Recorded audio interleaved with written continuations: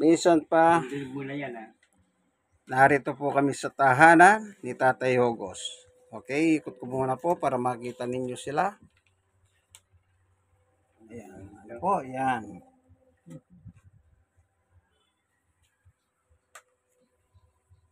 Sila po yung kasama ko sa home Bible study o pag-aaral ng salita sa loob ng tahanan. Wala pong pinagkaibahang tahanan sa simbahan. Yung simbahan, pag nagpunta ka ron, makikinig ka salita rin ng Diyos kung sino man po yung nagtuturo. Tinatawag din pong tahanan yon. Yung tahanan na literal, gagaya dito, tinatawag din po parang simbahan. Kasi may salita po ng Diyos. Kung saan ang salita ng Diyos, doon ang pagpapala. Ano po? Yan. Ang amin pong pag-aaralan sa hapon na ito, yung nakasulat po sa Hawit 84. Ano po? In relation sa paghawit. Kasi po, umahawit kami talaga. Huwag niyo po sabihin sintonado po kami kasi magagalit ang Diyos sa inyo. Sa Diyos po, walang sintonado. Lahat approve. O tayo, Gos. Pag-ibasa mo yung Awit 84. 84? Oo. Sa 1, 2, 3, 4, 5, 6, 7. Yan.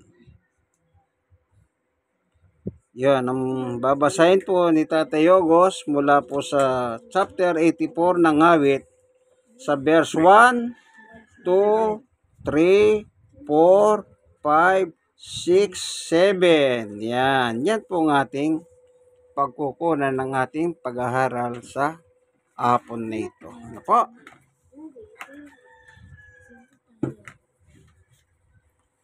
Yan. Ito po si Tatay Hogos. Isipin nyo po, sa edad niya pong 79, hindi po siya nagsasalamin. Biyaya ng Diyos po sa kanya yan, ano? Babasahin po. Opo, pag-ibasa po natin, Tatay Hogos. Hanggang 7? Opo. Ayan, babasahin niya po. Babasahin ko na nga din. Opo. Masasabik ang lingkod mo na sa 84. Awit ba yan, Tatay Hogos? Apo, awit. Ang awit. Oh. 84, Marco ang templo. Baka salmo po yung nandyan. Bakit ganon? 84. Sige nga. Ano ba yung nasa unahan yan? Sige po. Awitan. Sige, awitan. Basahin nyo na. Awitan ka ako. Ayan. Ano po? Mukhang ibang salin na naman po. Ano? Okay lang naman. Wala naman pong problema. Kasi in relation, marami pong translation naglipa na ngayon, pero at the same time, ito po. yung laman parehas lang po, ano? Yung diwa ng message. Ano po? Yan. Babasahin. Ano po? Mahal ko ang iyong templo, o mga kapangyarihan, Yahweh.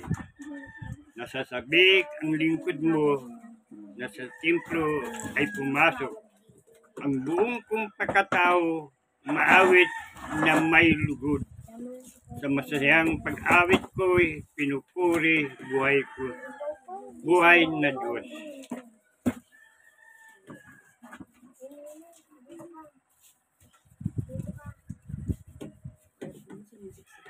Panginoon, sa templo mo,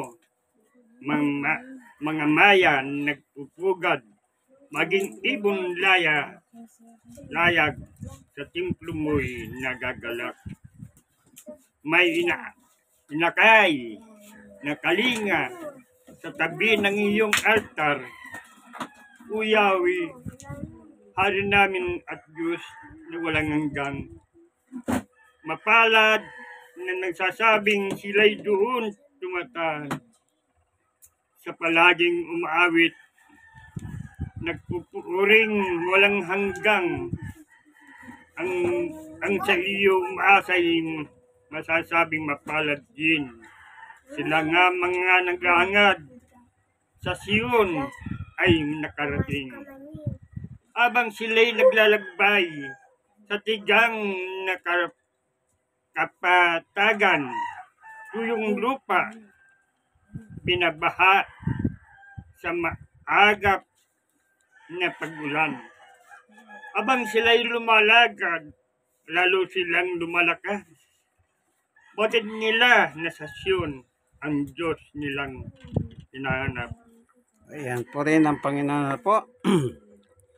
Ito pong panahon ng Old Testament na ito, ang sabi po, nasasabik ang lingkod mo.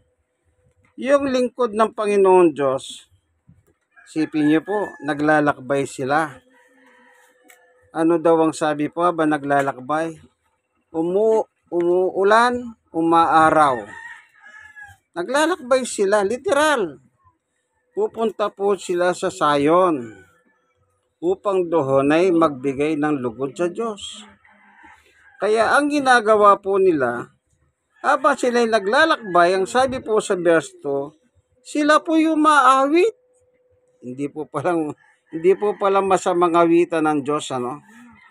Sa ako po, may karanasan ako. Nung araw, nagpupunta po ako sa Baseco, mula po sa amin, sa Pretil. Hanggang Baseco, nilalakad ko po yan, puro shortcut, 2 oras. So habang naglalakad, ang ginagawa ko po, umahawit ako. Kainitan ng araw yon. Pagkatapos ko po magdaos ng mga Bible study sa Baseco, ay uuwi na naman po ako. Naglalakad na naman. 2 oras. Puro shortcut pong ginagawa ko yan. Ang nararamdaman ko po, wala po akong inom-inom ng tubig. Wala rin merienda. Hindi ko naman po sinasabi, pabag-meriendahin nyo ako. Hindi po. Kaya hanggang makarating po ako sa amin, doon pa lang ako iinom ng tubig. Isipin nyo po yon, 4 na oras. At saka ako iinom ng tubig. Pero ang aking napapansin, hindi po ako nanlalata. Gaya ng nangyari dito po sa Awit 84. Anong sabi niya? Sa pagnanasang sila po'y maglilingkod sa Diyos kahit malayo, umuulan, umaaraw, sila po ay umaawit papunta sa Sayon upang maglingkod sa Diyos.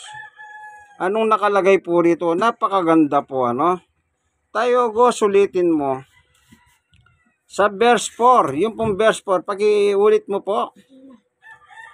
Ano? O 3 and 4 po, pag-iulit nyo 3 and 4. Tignan nyo po kung ano sinasabi ng kasulatan.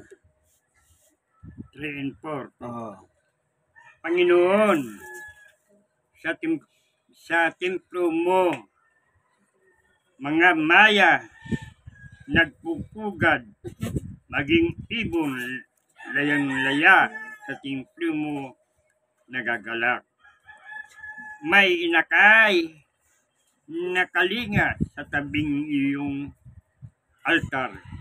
Kuyawi haring namin na Diyos iwalang hanggan.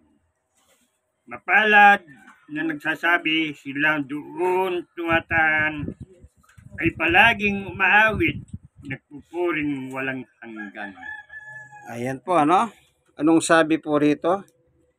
Mapalad, blessed, na masasabi sila'y duhoy tumatahan. Kaya po pupunta sila sa Sayon upang maglingkod. Doon po sila tatahan sa templo ng Diyos. Kung malayo po, ang hanggang nila maglingkod sa Diyos, wala pong problema kung umuulan man o umaaraw. Ang importante, makarating po sila. Ngayon, itong mga tao pong ito, bakit sila tinawag na papalad? Alam nyo po, sa salitang kalye, pwede mo sabihin, ay napakaswerte ninyo. Pero wala naman po sa Biblia yung salitang swerte-swerte, ano? Ang nakalagay mapalad. Kumbaga sa salitang kalye, pwede mo silang tawagin maswerte. Ano po? Kaya sabi dito sa Biblia, mapalad po sila. Ano po? Kasi nalululati ang Diyos sa kanila Kasi sila ay umaawit ng mga hawitin papuri sa Diyos. O, kita nyo po. Pero kung hindi ka sa Diyos, hindi ka kakanta. O, tignan nyo po yung buhay ng sanlibutan. Anong gusto nilang kanta? Mga kalaswahan. Yung kinakanta nila, yung karumaldumal sa harapan ng Diyos. Pero kung sa Diyos ka, ang inaawit mo, awit patungkol sa Diyos. Ano po? Kasi nagbibigay ka ng papuri sa Diyos. Tandaan nyo po yan, kaibigan.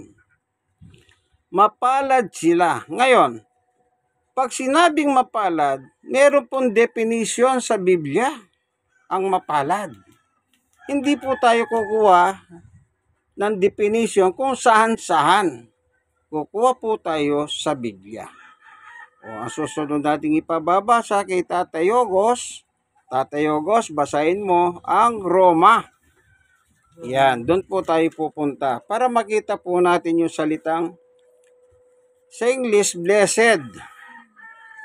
Ano po, mapalad o pinagpala. Yan mga salitang yan, magkakaugnay lang po yan. Pinagpala, blessed, kung mapalad. Roma. Opo. 4. Ito po yung sulat ni Haring David. Ano ang babasahin natin? Kapitulo 4. Oo.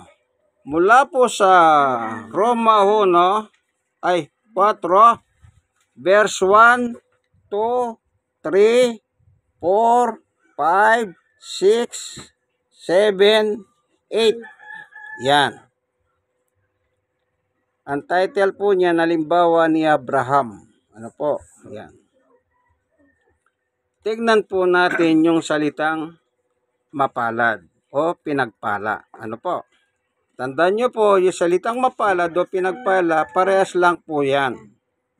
Ano po? Bagamat iba po ang bigkas, pero pareho lang po yan. Okay? Ano po ang ibig sabihin ng mapalad o pinagpala ayon sa Biblia?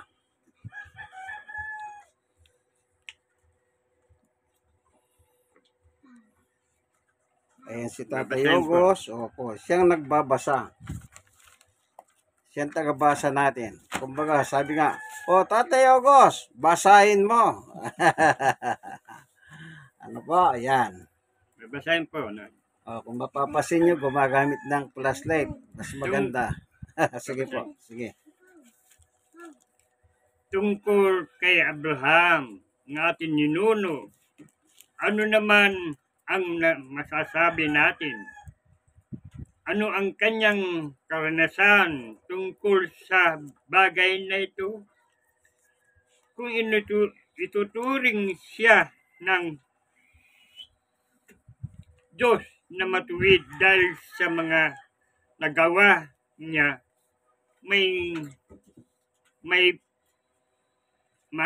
ipagmalaki sana siya. Ngunit wala siyang may pagmalaki sa pagtingin ng Diyos. Ano ang sinasabi ng kasulatan? Si Abraham ay sumampalataya sa Diyos at dahil dito siya ay tinuturing ng Diyos na matuwid. Ang binibigay sa taong gumagawa ay hindi tinuturing na kaloob, kundi kabayaran. Ngunit ang hindi nananalig sa sariling mga gawa, kundi sumampalataya sa Diyos na nagpapawalang sala sa makasalanan ay itinuturing na matuwid ng Diyos. Dahil sa kanyang pananampalataya, kaya tinawag ni David na pinagpala ang taong tinuturing ng Diyos na matuwid.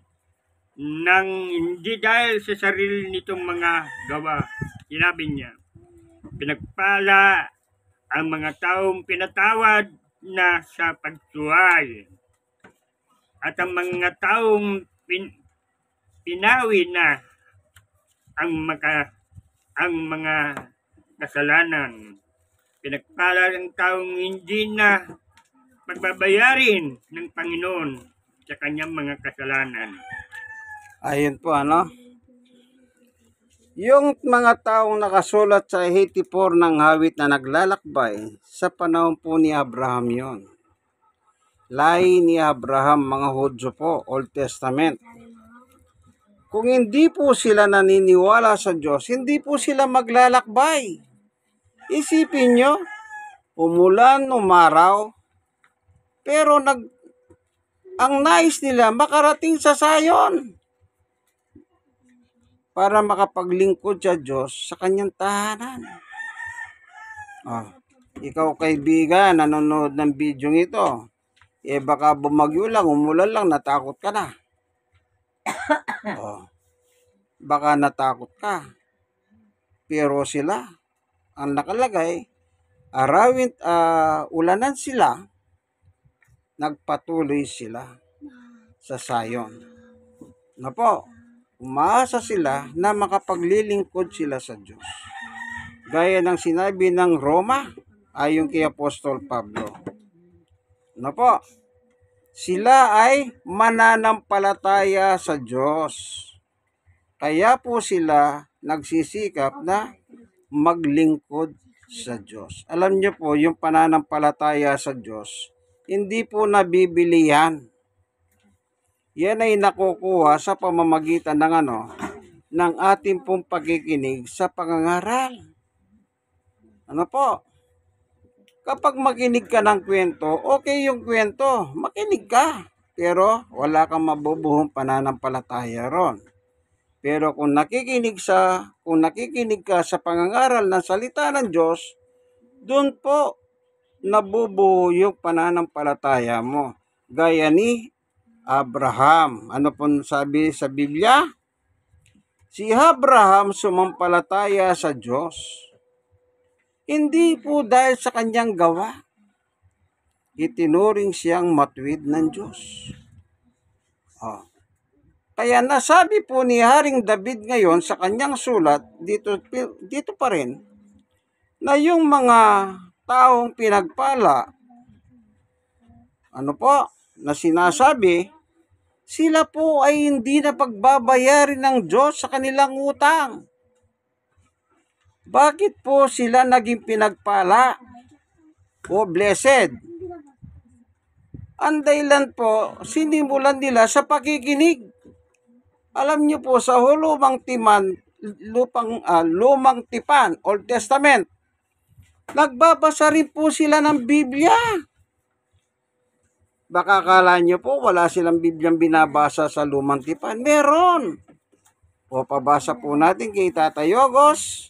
Tatay Yogos, pagibasa mo Oswe 1:8. Na kung saan, nagbabasa din po sila ng Biblia.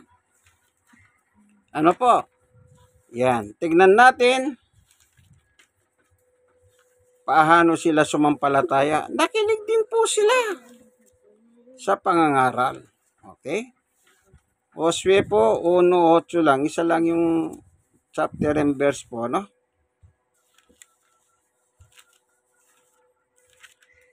Yan. Tignan po natin. At saka natin tignan sa New Testament yung sinabi ni Pablo kung magkatulad sila. Para hindi po kayo malito, baka sabihin nyo, meron na bang Biblia sa lumang tipan? Kung wala, bakit pinababasa po? Ibig sabihin, meron.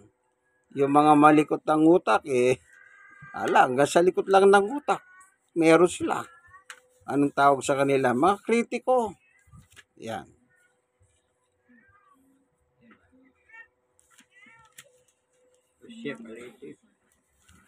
Yan, hinahanap po ni Tatay Yogos. Yung Oswe. Yan. Para makita po natin ang katibayan na meron na pong kasulatan noon. Po? Baka akala nyo wala. Meron po.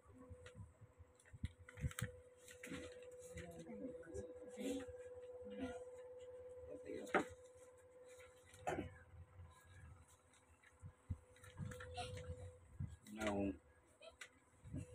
okay. Joel.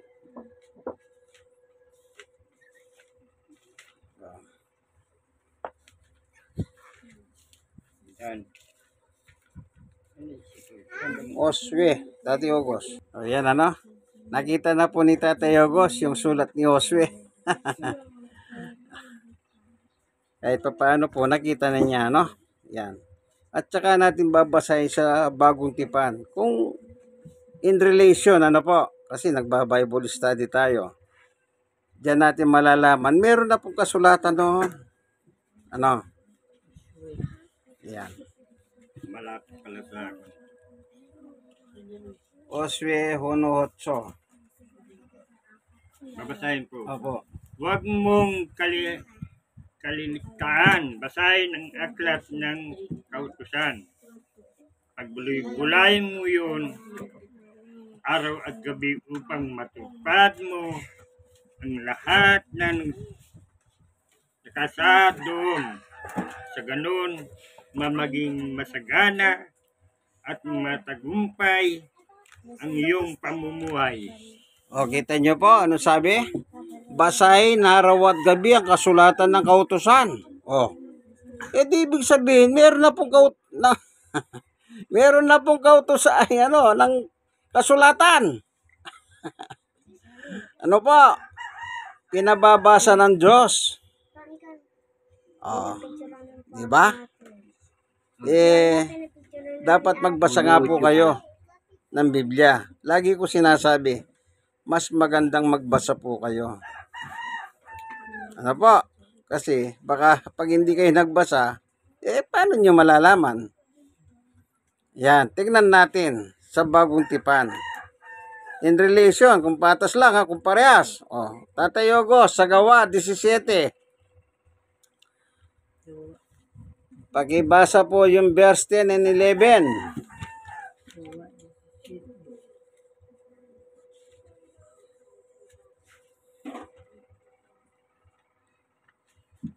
Ayan, ano, hinahanap po.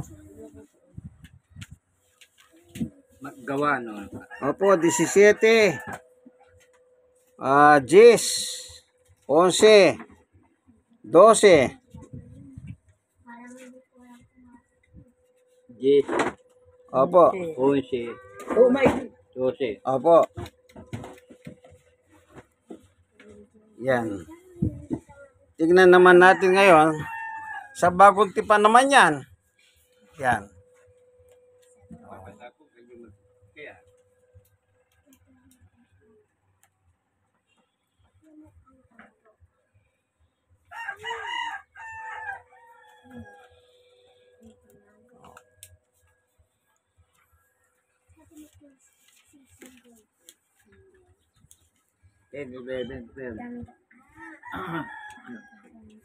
Siete. 17 po. Oh. 17. 10. Hanggang 12. Hawak.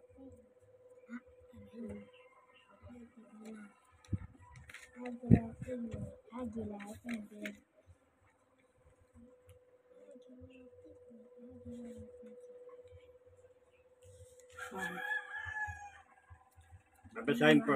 O sige tayo, boss. Pakibasa po. Nang gabi rin yun ay pinapunta ng mga kapatid sina Pablo at Sila sa Berea. Pagdating doon, sila'y pumasok sa sinaguga ng mga Hudyo.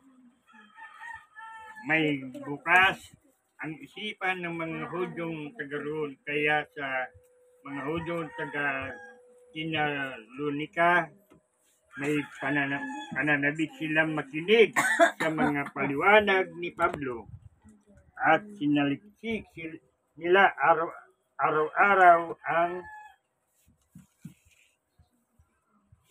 mga kasulatan upang tignan kung totoo nga ang sinasabi niya. Sumampalataya ang maraming Hudyo roon Ngayon din, ang mga Grigo, pawang mga lalaki at mga babae kilala sa lipunan. Ayun po, maliwanag. Ano po sabi? Yung mga Hudyo doon, sinasaliksik ang kasulatan. Kita nyo po. Ito po, magandang ugali ito, yung taga Berea. Si Pablo, nangangaral. Yung binabasa ni Pablo, binabasa po nila. Meron silang Biblia. Sinasaliksik nila ang sabi. Di po ba? Sa 11, mas bukas ang isipan ng mga Hudyong taga roon kaysa mga Hudyong taga Tesalonika. May pananabik silang nakikinig na sa mga paliwanag ni Pablo at sinasaliksik nila araw-araw ang mga kasulatan upang tignan kung totoo nga ang sinasabi niya. Sa Josue 1:8 po, ang sabi ng Diyos, araw-gabi, basahin nyo ang kasulatan. Anong ginawa po nila? Araw-araw, sinasaliksik nila ang kasulatan. So, ano naging bunga sa pangangaral ni Pablo? Basahin mo yung 12 lang, Tatay Ogos. Yan ang naging bunga sa verse 12. Tignan natin kung ano ang ating maririnig ngayon.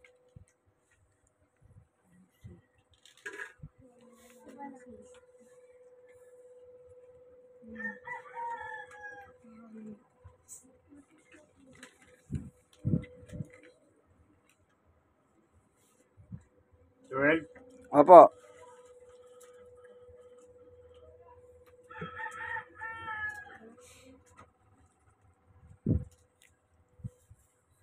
sumampalataya ang maraming Hudyo roon. Ngayon din, ang mga Grigo, pawang mga lalaki at mga babae kilala sa lipunan. Kita nyo po? Ang daming sumampalataya. Kasi po, yung paliwanag ni Pablo, hindi po sila nakontento kay Pablo. Nagbasa sila. Sinaliksik nila ang kasulatan. Gusto nilang makasigurado na si Pablo tama nga ang tinuturo. Kaya lagi ko po sinasabi sa aking video, magbasa kayo ng Biblia. Baka sabihin nyo, mahal naman ng Biblia. Mura po, yung cellphone nyo nga Hindi ko man nakikita, sigurado may halaga yan. Biblia, di ka makabili. Bumili po kayo, mura lang ang mga Biblia. Nakakapag-load kayo. Hindi kayo makabili ng Biblia. Gusto nyo libre? Mag-upload na lang po kayo. Ako ito cellphone ginagamit ko. 3 yung Biblia naka-upload dito po. Merong English Tagalog, parang diglot style. Meron po akong NIV, meron din po akong magandang balita Biblia. Kita nyo po. Yun, libre, in-upload ko.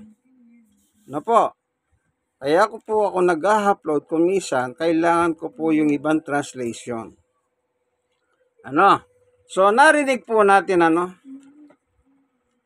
yung kanilang pakikinig kay Pablo, nagbunga ng maganda. Anong sabi po rito? Sumampalataya yung marami. At ang maganda po rito, ang sabi yung uli, at mga babaeng kilala sa lipunan. Yung mga high class na mga tao sa lipunan, sumampalataya sila.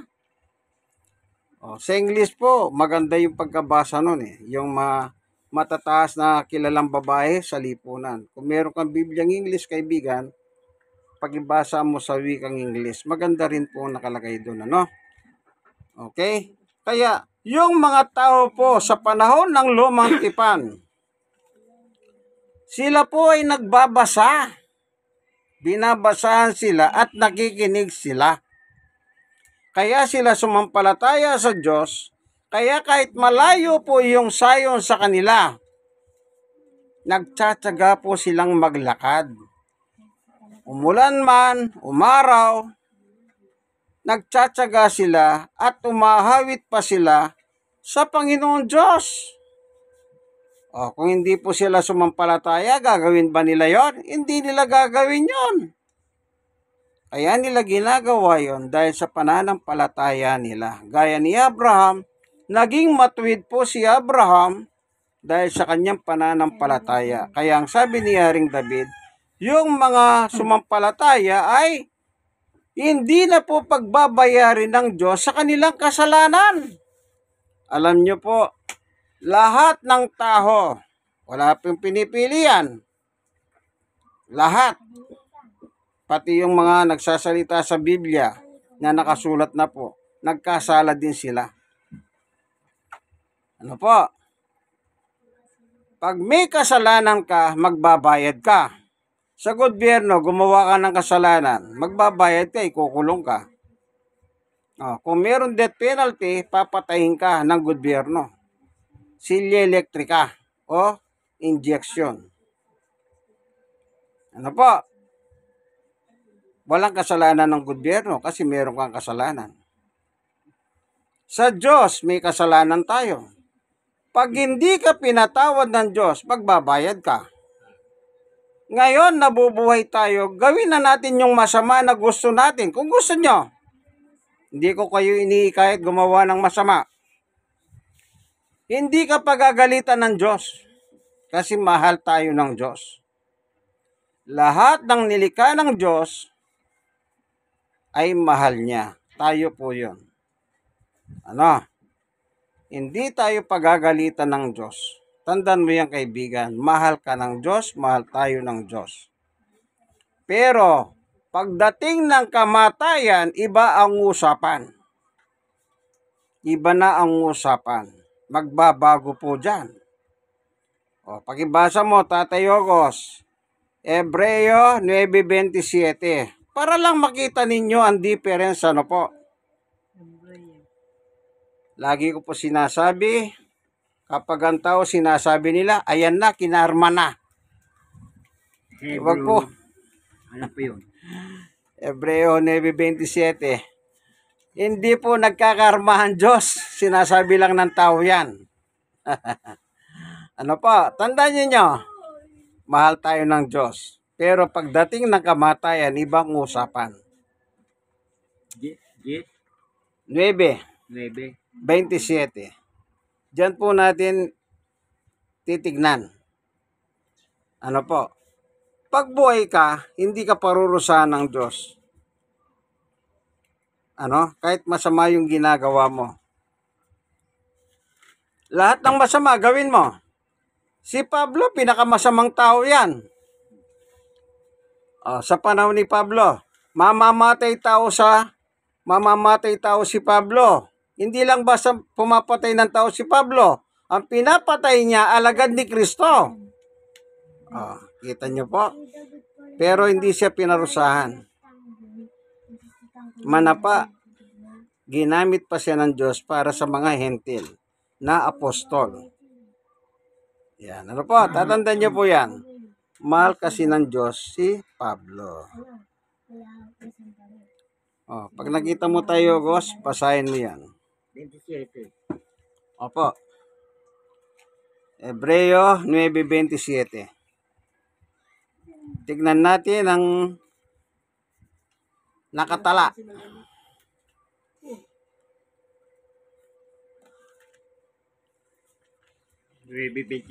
Opo. Babasahin. Sige po. Inagda sa mga tao na minsan lamang mamatay at pagkatapos ay ang paghukom. Yun po.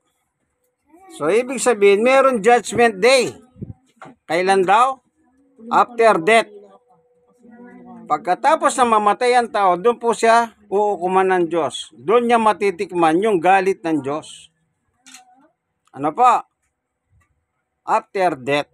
Hindi yung habang buhay ka, hindi po kasi hindi po namamarusa ang Diyos sa mga taong buhay. Ano po? Tandaan nyo yan, kaibigan.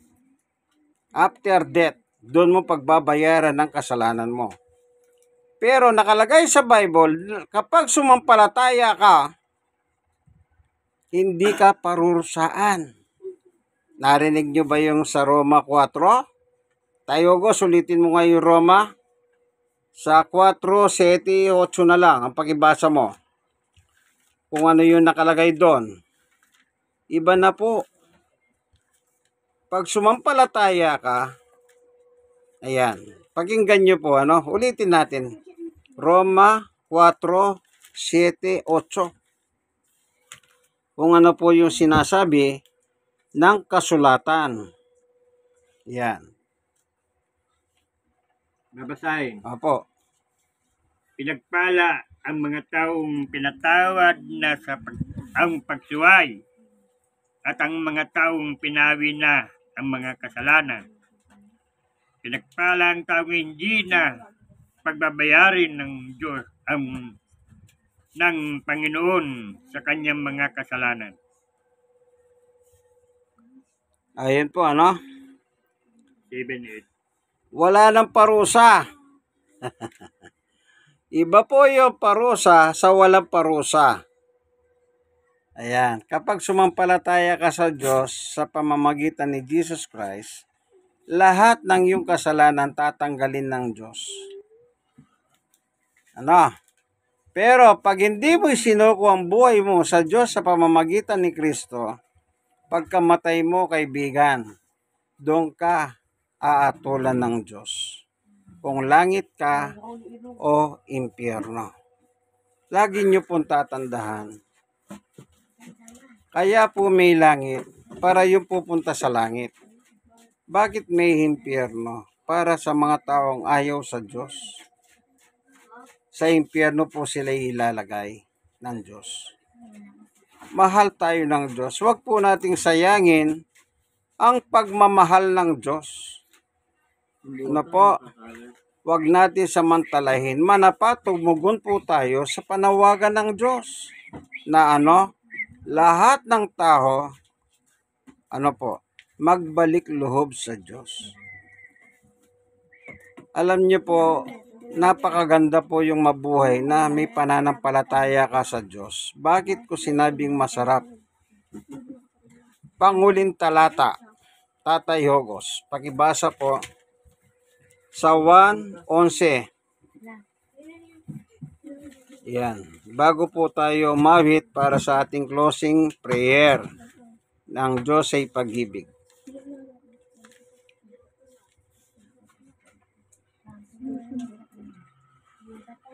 Juan 11:20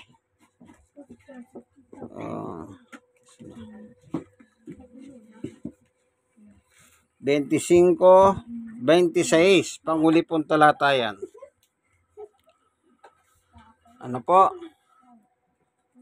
Yan po yung mga sumampalataya, ang magiging outcome ng kanilang pananampalataya.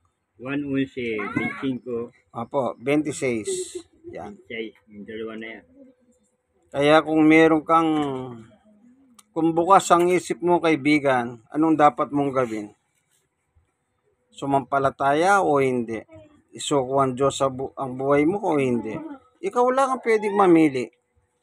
Kung tayo man po ay mapapahamak sa impyerno, tayo na po ang gagawa nun. Pero ayaw ng Diyos. Pero kung ayaw mo sundin ang gusto ng Diyos, may impyerno po tayo. May impyerno ka, kaibigan. Hindi nagbibiro ang Diyos. Sabi niya, after death, pagkatapos ng kamatayan ay pag-uukom. Yan. Panghuling talata po yung itong babasahin ni Tatay Hogos para sa kabatiran nating lahat. Ayan.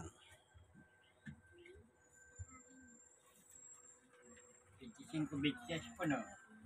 Pakibasa. Tatay Hogos. 1:11. Sinabi sa kanya ni Jesus, ako ang muling pagkabuhay at ang buhay. Ang sino mang sumampalataya sa akin, kahit mamatay ay muling mabubuhay. At sino mang nabubuhay at sumampalataya sa akin ay hindi mamamatay kailanman. Naniniwala ka ba sa sinasabi ko? Ang tanong po doon, naniniwala ka ba? Sabi ni Jesus. So ano po sagot ninyo? Opo. Ayan. Opo, sabi ni Tatay Ogos, naniniwala po siya. Ang Panginoong Yesus darating po sa lupa. Di natin alam kung kailan, pero darating siya.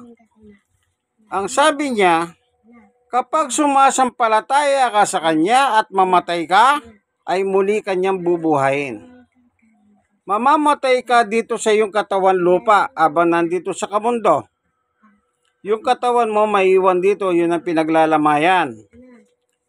Pero yung kaluluwa mo, iiwalay sa katawan mo, yun po ang aakyat sa langit. At yun po ang dadalhin ng Panginoong Yesus doon sa paraiso. Yun ang sinasabi niyang bubuhayin kitang muli. Yung paraiso pong yun, wala nang pagdurusa.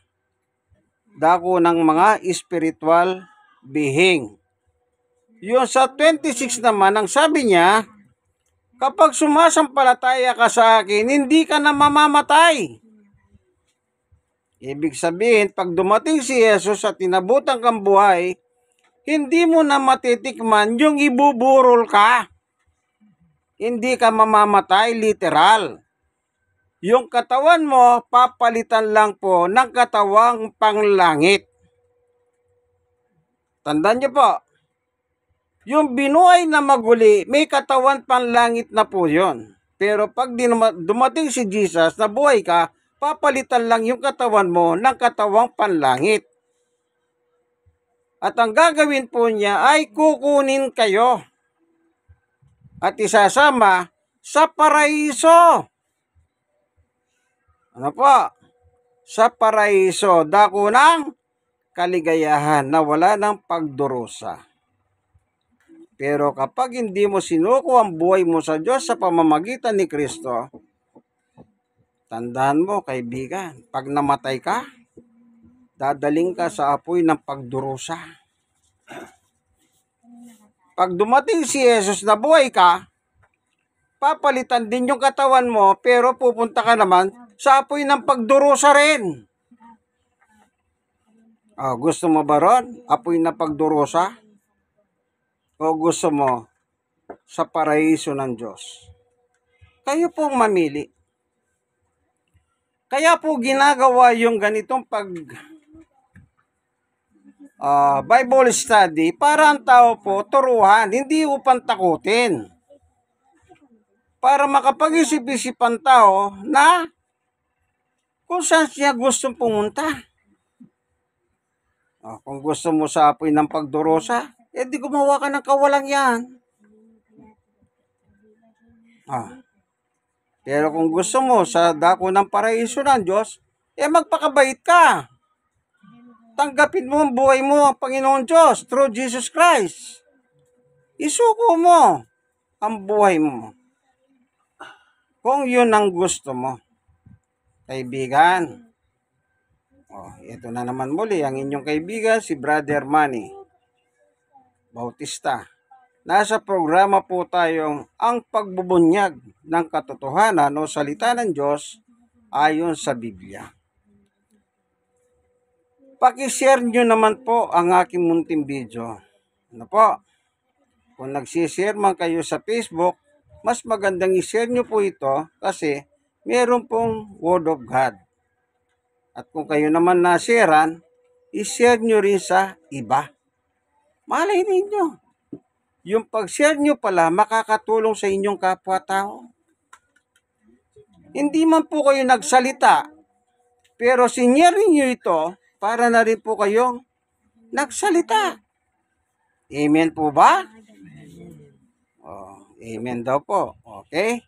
Kakanta naman po kami ngayon bago po kami papasok sa closing prayer ng Diyos ay pag-ibig. Yan. Tayo, Gos, kakanta tayo, ano? Diyos ay pag-ibig. Ito po, ang inahawit po namin. Diyos ay pag-ibig.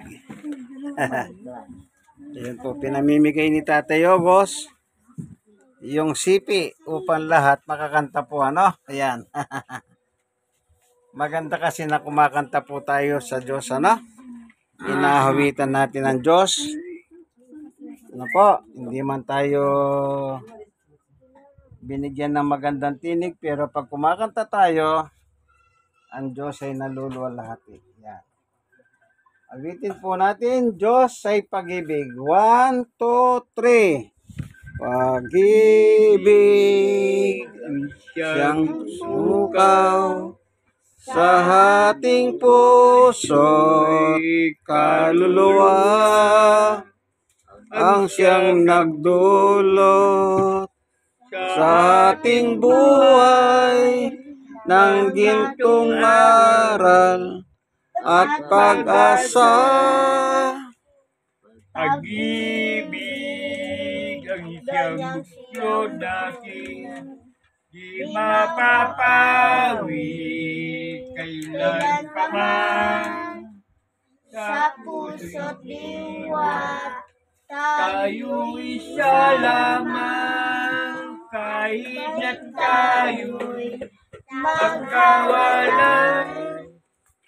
Pagkat Ang Diyos nating Diyos ng pag-ibig, magmahalan tayo'y magtulungan. At kung tayo'y bigo, ay huwag limutin na mo Diyos tayong nagmamahal. isapin sa Ating pagsuyo, ating ikalat sa buong mundo.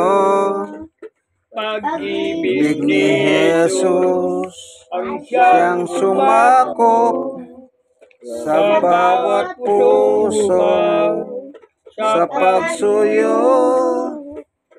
Pagkat ang Diyos natin ng pag-ibig, magmahalan sa'yo'y magtulungan. At kung kayo'y bigo, ay huwag limutin na may Diyos tayo nagmamahal. Diyos ay pag-ibig. Maraming salamat po sa iyo, Panginoon Diyos. Minsan pa sa hapon pong ito, na binusog mo po ang aming mga sisidlang ng pagkaing espiritual. Salamat po sa blessing na binigay mo sa amin, na kung saan ang pagtitipon ng isa o dalawa, tatlong nagkakatipon, ikaw ay nasa aming kalagitnahan. Salamat po, Panginoon Diyos. I-bless mo po ngayon ang bawat isa, Panginoon Diyos. Si Tatay Ogos bilang tatay ng pamilya, si Nanay Clarita. At lahat kaming narito ngayon, si Sister, yung kanyang anak, yung mga kanilang apo. Anak, manugang o Diyos. Salamat po. Bigyan mo po sila ng mapayapat maimbing na tulog po sa gabi o Diyos mamaya. At ingatan mo po itong tahanan nila, kuryente nila, linya ng tubig o Diyos. At gisingin mo po sila sa araw ng bukas, taglay ang panibagong buhay at lakas nagbula sa iyo. Kung sakali pan po dumarating ang mga kabigatan ng buhay, yung paghahanin po o Panginoon Diyos. Kung dumarating man po ang mga sakit, ikaw po patuloy na magpagaling sa bawat isa. Salamat po sa iyo, aming Diyos. Sa ngalan ni Jesus, Amen. God is good. All the time. Yan, hanggang dito na lamang po ang aming munting video. Nawa kaibigan, i-share mo naman sa iba. Ano po? Minsan pa, ito po si Brother Manny Bautista. Nasa programa po kayong ang pagbubunyag ng katotohanan o salita ng Diyos ayon sa Biblia. Okay po, God bless us all.